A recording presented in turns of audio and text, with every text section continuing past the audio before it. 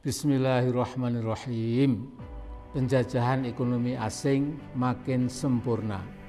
Jangan pernah dilupakan, pemrakarsa Omnibus Law Indonesia itu adalah Pak Jokowi sendiri, sementara DPR RI sebagai tukang stempel kemauan eksekutif adalah penanggung jawab yang kedua.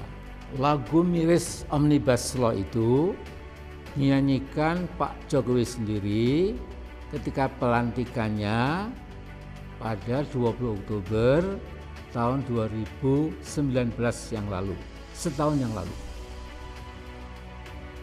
Di beberapa negara yang pernah menerapkan Omnibus Law itu, masyarakat di negara-negara itu menjulukinya sebagai Big Ugly Law, undang-undang dengan kejahatan besar.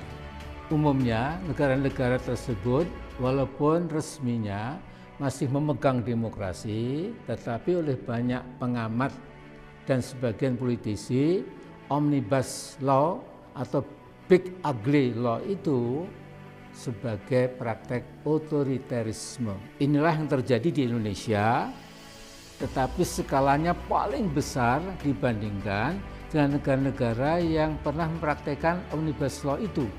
Setelah undang-undang Omnibus yang dijuluki sebagai undang-undang sabu jagat itu disahkan, saya dapat menyimpulkan bahwa cengkeraman ekonomi asing di negara kita makin kokoh, dan di masa-masa mendatang baik rezim dan rakyat kita semua akan jadi bangsa kacung.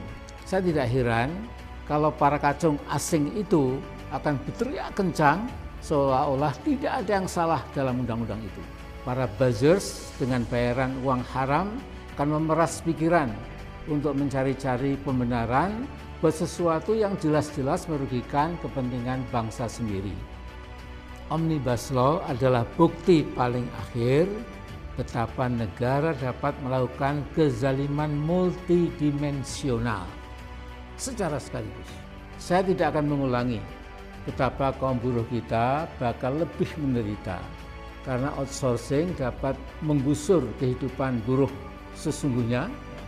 Kemudian juga pesangonnya akan dikurangi, tidak ada lagi UMSK, penetapan UMK yang pasti dipersulit, tidak ada jaminan kesehatan, pemecatan buruh yang sepenuhnya menjadi hak pemodal, dan lain sebagainya.